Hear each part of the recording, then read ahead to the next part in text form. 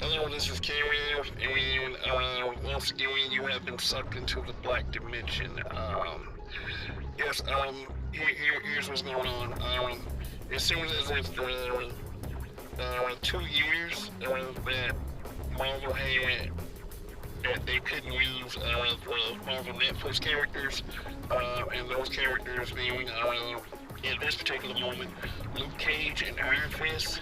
It seems that Marvel they will be available from Marvel Studios as early as next month. It doesn't really mean that they're going to get to filming and, they're going to get to filming Heroes for Hire or anything, which is my anticipation because I feel like that story really fits the Disney format of a superhero team up. But who knows? They might have a surprise for us for these two characters. But as far as how they utilize these guys in the Netflix verse, I would say that they did okay. They did okay. Daredevil was pretty good. The Punisher is, great. Which, from what I hear, they might actually use John Bernthal, the actor that played the Punisher, in the Marvel Cinematic Universe. But the likelihood of Sam Jones and Mike Coulter returning to these roles is probably slim and none. Although I would say it probably, since Mike Coulter is a more experienced movie actor, now especially, he probably might be good for the role. But who knows what plan Marvel has? I mean, the MCU has made some pretty incredible decisions, and I trust them. Just waiting to see just interested to see what direction they'll go with this.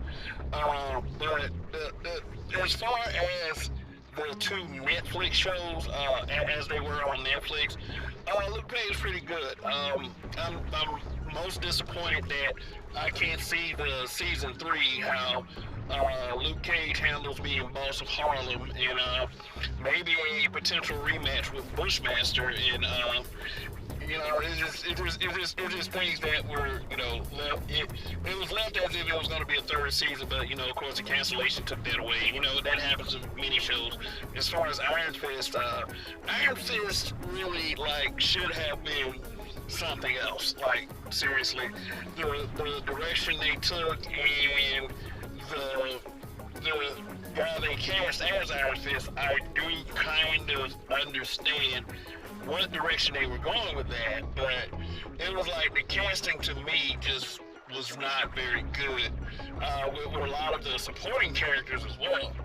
So, yeah, it's going to be tough. Luke Cage, but another good thing about Luke Cage is that it had an ensemble cast. It had Mustafa Shakir, who is a martial artist and very, very talented. It had Gabriel Dennis, an up-and-coming star. You can catch her on, I think, Black Lady Comedy Sketch Show that comes on HBO.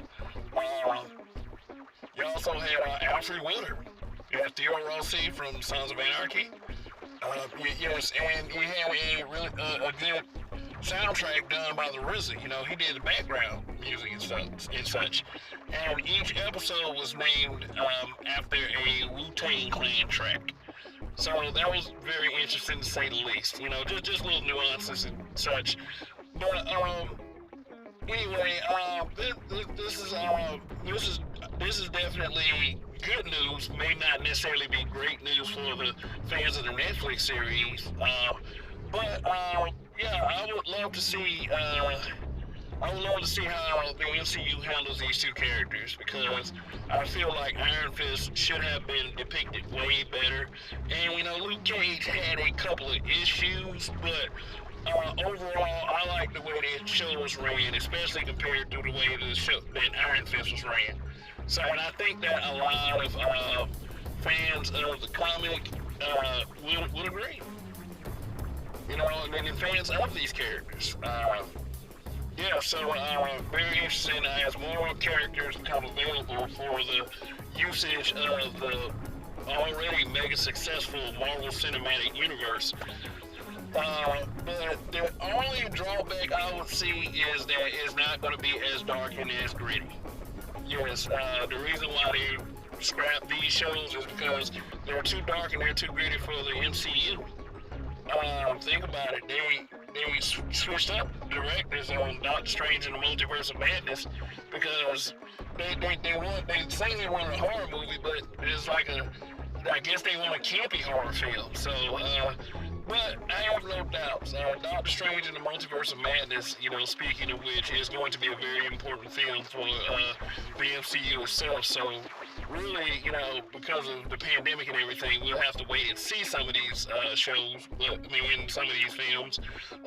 But yeah, like I said, it's just going to be very interesting to see what's in store for the future at Marvel Studios. Okay, so very as far as the other MCU shows, as far as what's being reported, Charlie Cox, the actor who played Daredevil, he's not very optimistic about returning to the role.